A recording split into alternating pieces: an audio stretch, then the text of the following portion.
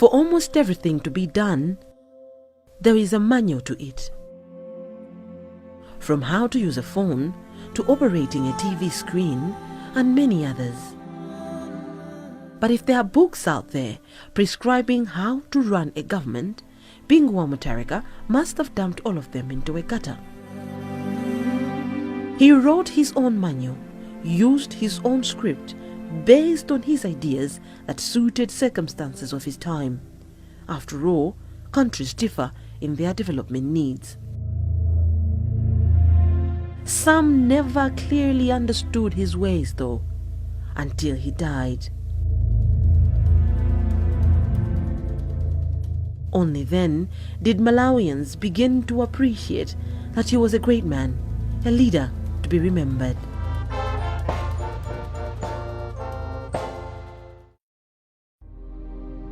Bingu loved to be in the lead too, to be the first.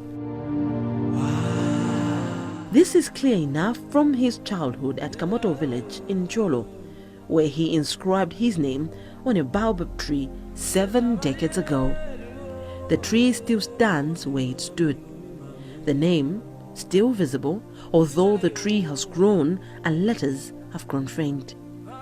The name on the tree also signified dreams to grow big like a baobab, which Bingu did, of course.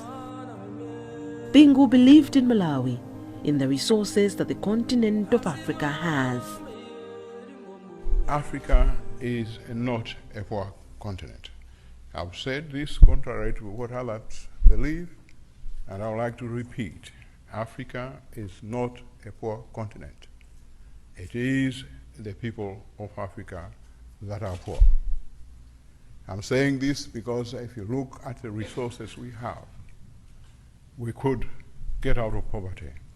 But much of these resources are not being processed on the continent. They've been shipped throughout the years, the last 50, 60, 70 years. They're creating employment and trade in industrialized countries, and Africa still remains poor. He did not want his dreams all to himself. He wanted everyone to read through and follow for a common goal. The African dream is not a dream of one person, but a collection of thoughts, hopes, aspirations, and expectations of millions of people living in 53 African countries, speaking thousands of different languages, but sharing one common destiny. Bingu believed in a new Africa. He preached on the gospel of the new Africa that exists away from the suffering Africa that the outside world is aware of. I brought to you today the message of a new Africa, the Africa of a new beginning. I brought to you news that Africa has shifted from Afro-pessimism to Afro-optimism.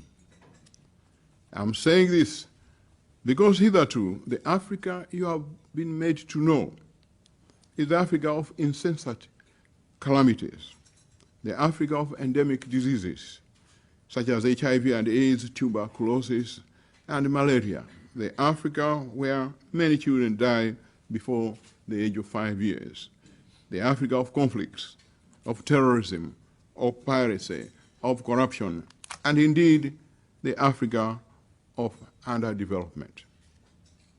Yes, this is Africa you have been made to know, and this Africa exists. But I want you now to begin to know a new Africa. This is the Africa of new hopes, new opportunities, Africa of increased investment opportunities, the Africa where the above diseases are being brought under control and infant mortality is significantly reducing, the Africa where extreme poverty is being tackled head-on, the Africa's war on these and other calamities is on and is being won.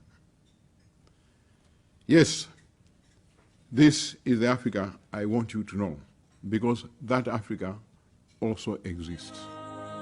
He believed in the significance of peace and how peace of mind is a powerful instrument to development.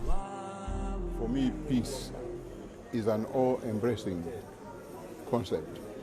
And as people have said, peace does not only mean the absence of war or struggle, but there's also peace of mind. And I think it goes with development. Where there's no development, there's no peace.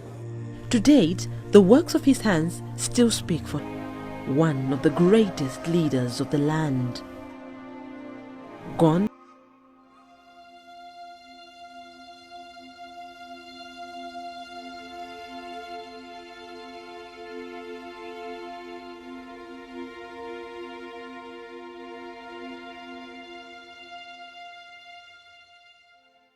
MBC, inspiring the nation.